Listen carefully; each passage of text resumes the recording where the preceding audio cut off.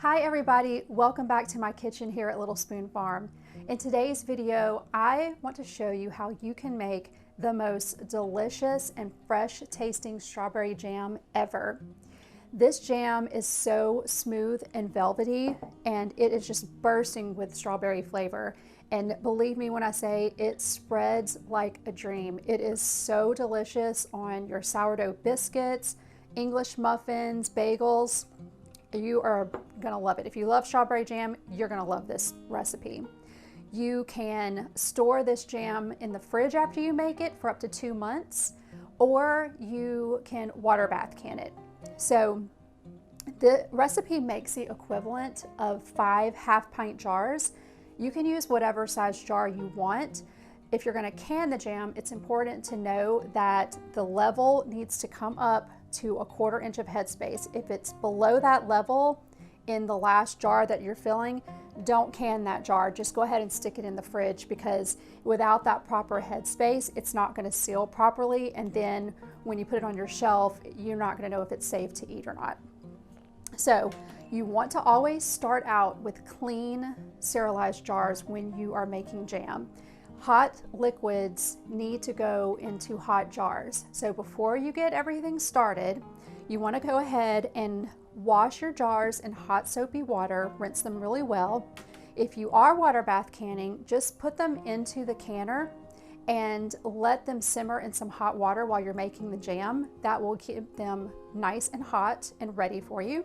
If you're not going to can the jam, after you've washed your jars, you can put them onto a baking sheet like this, and then just put them into an oven that's been preheated at 175, and that will actually keep the jars hot and also sterilize them for you at the same time.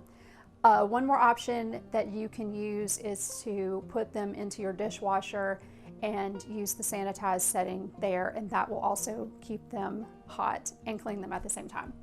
So if you're ready to make the strawberry jam, let's go ahead and get started. I almost forgot. Make sure you put a small glass plate into the freezer while you're cooking your jam. We're going to take this out later and test our jam for doneness. Wash 3 pounds of fresh strawberries, remove the stems, and cut into small pieces. You'll want to make sure that 3/4 of your berries are ripe in order to get the best strawberry flavor.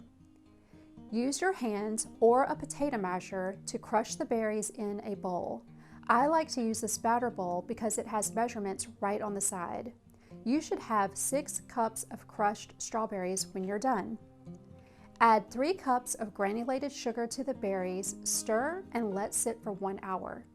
This will allow the berries to release their natural juices, help to dissolve the sugar, and cut down on cooking time. Less cooking time means more fresh strawberry flavor. Once the hour is up, peel, core, and grate 1 apple into the berry mixture. Stir in 2 tablespoons of bottled lemon juice, and remember, it's important to use bottled lemon juice when canning to ensure a safe pH level. If you're not water bath canning, feel free to use fresh lemon juice instead. Pour the mixture into a 5-quart stock pot or larger and bring to a boil over medium-high heat. Let the mixture boil until you cannot stop the jam from boiling while you stir. It's very important to let it get to this stage before you set your timer. Once it reaches a boil that cannot be stirred down, set your timer for 20 minutes. The jam will foam and rise as it boils, so it's important to stir constantly and do not walk away from the stove. Be very careful during this entire process. The jam will reach a temperature over 200 degrees Fahrenheit, which can cause serious burns. Over the course of the 20 minutes, you'll notice the jam will start to thicken. Once the timer goes off, turn off the heat. Remove the plate from the freezer and drop a spoonful of hot jam onto the plate. Place it back into the freezer for 2 minutes. Take the plate back out and run your finger through the jam. If the jam stays separated, it's ready to fill your jars. If it runs back together, cook the jam for another 5 minutes and test again. Once you're ready to fill your jars, use a jar funnel and a ladle to fill the hot jars. Screw on the lids, let cool, and store in the fridge up to 2 months. If you're going to preserve the jam, use a jar lifter to remove 1 jar from the water bath canner and place onto a heat-safe surface. Fill the jar, making sure to leave 1/4 inch of headspace. Debubble the jar and wipe the rim with a towel dipped in hot water or vinegar to remove any residue on the rim. Food left on the rim can prevent a proper seal. Place a canning lid on the jar and screw on the ring fingertip tight. That's just until the point of resistance. Use the jar lifter to place it back into the canner and repeat with the remaining jars. Make sure the jars are covered by 1 to 2 inches of water and bring to a boil. Once it's at a rolling boil, cover the pot and start your processing time. For altitudes 1,000 feet above sea level or lower, process the jars for 10 minutes. Check out our link in the description box below for altitude adjustments. After the jars have processed, turn off the heat and remove the lid from the canner.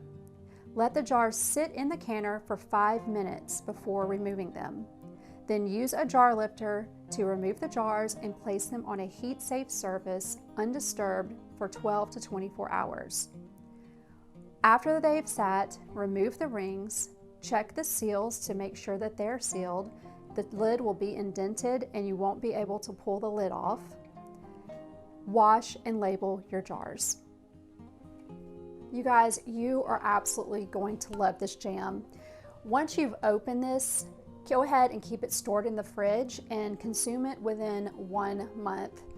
I will leave a link to the recipe in the description box below, so go ahead and make sure you check that out. You can print out the recipe card. And if you liked the video, give us a thumbs up and subscribe for more easy recipes. So until next time, bye.